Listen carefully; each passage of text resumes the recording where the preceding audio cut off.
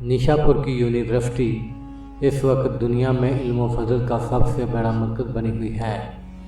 मुसलमानों की मुसलमान इल्म नवाजी ये यूनिवर्सिटी ज़िंदा नमूना है। ना तालीम की फ़ीस है और ना ताम व क़याम के मुसारफ। यूनिवर्सिटी के आलीशान बोर्डिंग हाउस में हज़ारों तलबा रहते हैं। 300 से ज़्यादा असातिज़ा मुकर्रर हैं। फिर भी तलबा की ये कसरत है कि दर्स व तदरीस का सिलसिला आधी रात तक जारी रहता है। नौजवान यूसुफ देलमी भी इल्म कलाम की तहसील के लिए हज़रत इमाम गज़ाली के हल्का दर्स में रोज़ाना शरीक होता है। आज उसकी तबीयत कुछ मुज़महल सी थी। लेक्चर में दिल न लगा और अपने मुहतरम उस्ताद से इजाज़त लेकर उठा। यूनिवर्सिटी के पुरुष को सदर दरवाज़ा से बाहर निकलकर वो एक वसी मैदान में जा पहुँचा। यूसुफ देलमी उस वक्त अपने मोहसिन और मुरब्बी उमर ख़याम के पास जा रहा था। यूसुफ अपने मोहसिन और मुरब्बी उमर ख़याम के खुशनुमा मकान के दरवाज़ा पर पहुंचकर ठिठका। वो बाग में दाखिल होना ही चाहता था कि उसकी नज़र एक खूबसूरत नाज़नीन पर पड़ी जो सामने चली जा रही थी। सुर्ख व सफ़ेद किताबी चेहरा, बड़ी बड़ी मखमूर आँखें, होंठों की पंखियाँ शहीदान मोहब्बत के खून से ज़्यादा खुश रंग, जिस्म पर स्याह रेशमी चादर थी। नाज़नीन की सूरत देखते ही इसके जज्बात में तलातम बरपा हुआ।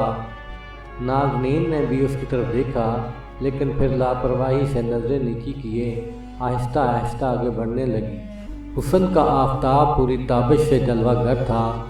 वो हैरान और शस्तर खड़ा हुआ सोच रहा था कि ये नाज़नीन इंसान है या कोई हूर। दफ्तन इस नाज़नीन की ज़बान से बेसाख्त आह निकली और वो बेताब होकर फर्शे खाक पर बैठ गई। लैला जैसे ही चीख मारकर गिरी, यूसुफ देलमी लपक कर इस नाज़नीन के करीब पहुंचा और उससे दरियाफ्त किया, मोहतरम खातून, खैर तो है?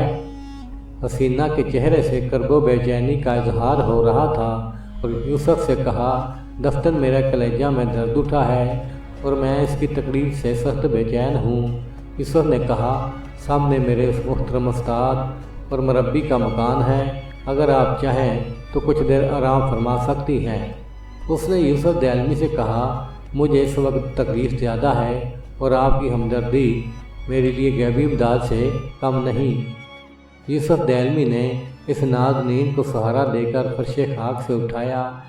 यूसुफ सरू की कतारों और गुलाब की रोशनी से गुजरता हुआ हकीम उमर ख़याम के मकान में दाखिल हुआ और आरास्ता कमरा में नाज़क पलंगड़ी पर इस हसीना को लुटा दिया। यूसुफ ने पूछा, आपकी तबीयत अब कैसी है? हसीना अपने तबस्सुम की बिजलियाँ गिराने के लिए फिर मुस्कुराई और बोली, अल्हम्दुलिल्लाह मैं अब अच्छी हूँ, मगर माफ़ फरमाइए मेरी वजह से आपको बहुत तकलीफ़ हुई। अब वक्त क्या है? यूसुफ ने जवाब दिया, थोड़ी देर में मगरिब की अज़ान होने वाली है।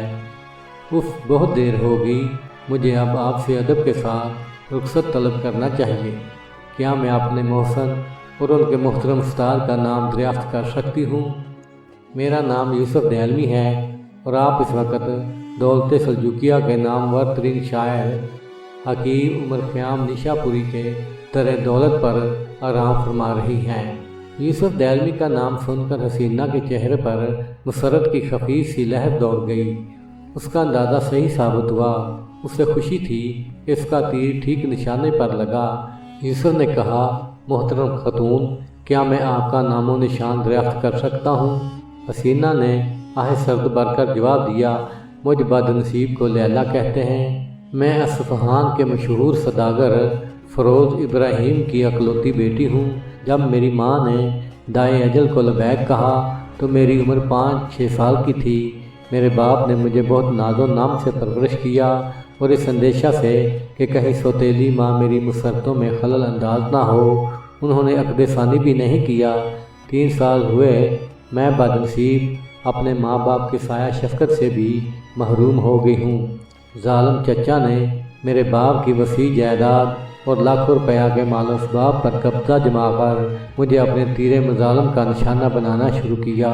कौन सी ऐसी मुसीबत थी जो मुझ पर नाज़िल नहीं हुई और अपने उबाश बेटे से, जो एक हबशियन लौंडी के वतन से है, मेरी शादी करना चाहता था। जब मैं रज़ामंद न हुई تو ایک رات میرے چچا نے مجھے موت کے گھاٹ اتارنے کا تہیہ کر لیا۔ اتفاق سے مجھے بر وقت اطلاع ہو گئی اور میں اپنے باپ کے ایک وفادار غلام کے ساتھ گھر سے نکل کھڑی ہوئی۔ نشا پور اس گرب سے آئی ہوں کہ دربار شاہی میں فریاد کروں گی، لیکن سلطان تک مجھے غریب الوطن دکھیاری کی رسائی بڑی دشوار ہے۔ 3 دن سے کارواں سرائے میں مقیم ہوں۔ آج اس طرف سیر کرتی ہوئی نکلی تو راستہ میں میری طبیعت خراب ہو گئی اور آپ سے ملاقات کا شرف نصیب ہوا۔ یوسف نے کہا، لیلا تم اس قدر پریشان نہ ہو، تمہاری مصیبتوں کا زمانہ بہت جلد ختم ہو جائے گا۔ لیلا نے کہا، مجھے بہت دیر ہو رہی ہے، آپ کو تکلیف دیتے ہوئے شرم تو آتی ہے، لیکن مجبور ہوں، براہ کرم مجھے کارواں سرائے تک پہنچا دیجیے۔ یوسف نے کہا، میں خوشی سے آپ کے ساتھ چلنے کے لیے تیار ہوں۔ لیلا چلنے کے لیے اٹھی۔ یوسف بھی نشہ محبت میں جھومتا ہوا اٹھا۔ دونوں باغ سے نکلے۔ رات کا سکوت بڑھتا جا رہا تھا۔ چاندنی رات میں دونوں سنسان سڑک پر چل رہے تھے۔ اخلاق و حیا کا تقاضا تھا کہ یوسف اور لیلا اپنے درمیان تھوڑا سا فاصلہ رکھ کر چلیں، لیکن نہ جانے میں کون سی بے پناہ کشش تھی جو دونوں کو ایک دوسرے سے قریب تر کرتے چلی جا رہی تھی، یہاں تک کہ تھوڑی دیر بعد یوسف کا ہاتھ لیلا کی کمر میں تھا اور لیلا کا سر یوسف کے شانے پر۔ قالین فروشوں کے پر رونق بازار سے گزر کر دونوں کارواں سرائے میں جا پہنچے۔ لیلا نے ایک کمرے کے سامنے دستک دی۔ خادم نے دروازہ کھولا۔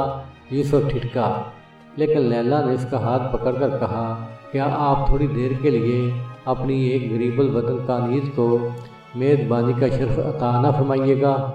یوسف کے پاس سوائے خاموشی کے جواب ہی کیا تھا۔ وہ لیلا کے ساتھ چپ چاپ کمرے کے اندر چلا گیا۔